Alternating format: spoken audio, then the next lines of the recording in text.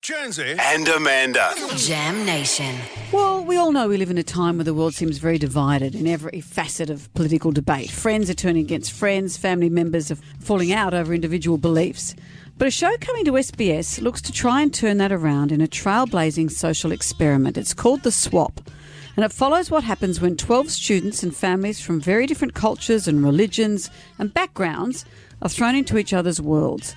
The man behind this extraordinary new show is Ali Kadri, and he joins us now. Ali, hello. Ali. Good morning, Amanda. Good morning, Jonesy. How are you guys? We're very well, thank you. So what's the premise? Tell us how you've gone about this. Look, the idea came to me because I was talking to one of my former students, and being born, studied all her life in an Islamic school, she said the biggest concern she had when she graduated was how she's going to talk to the non-Muslims when she comes across them in university.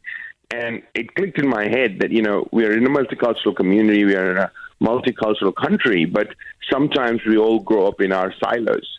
So, it's important to break those silos when you're young so the stereotypes don't foster, and we have the confidence to talk to people who are different than us, who we disagree with, but can build respectful and healthy friendships. Mm-hmm. And with this, you've got 6 Muslim families, 4 Catholic families and 2 atheist families. And over the school term, you all swap around and live each other's lives. How do you go about that? Do the kids stay living with their own families? Yeah, the kids stayed with their families. They just swapped the schools. They went to each other's school for that part of the term, and they studied as if a student from that particular school will study. Also, the families met each other over dinner and got to know each other during the course of this time. And what were some of the results? I mean, in a Disney world, we'd all go, how wonderful. They all had these incredible insights into each other. In the real world, is that what happened? Look, there were ups and downs. I mean, there are differences they had to confront, some very minor, some quite big, and there were also some good stories out of it, like good friendships which were formed and which till today survive. So this was an experiment on a small scale. Could this be done on a bigger scale in terms of actual life and rather than just an experiment for a TV show? I think so. I think it should be done. I mean, look, the fact of the matter is, simple things. These are Australian kids. They're going to grow up in Australia, which is a very diverse and a multicultural nation. And if they don't get to know their fellow Australians, if they don't understand that, you can be different and you have to respect each other's differences, then we will not have a healthy society. We'll have a multiple single societies in a big country, and that's not good for us. No, break out of the bubble. It should be done. Exactly. It should be done. It should be done more across the country, and I'd love to see this as a part of curriculum. And some of the difficulties, like, say, a Catholic school kid getting put into a Muslim school during Ramadan, how does that all manifest? Oh, look, I think that I'll give you a little snippet without giving too much of it. So one of our students went to a Catholic girls' school, and it was Friday. It was afternoon prayer time. She had to pray, and before we pray, we do ablution, so we wash our feet and hands and stuff. So she had to wash her feet in a sink because there was no facility in that school. So some of the other girls started giving her eyeballs and looking at her weird.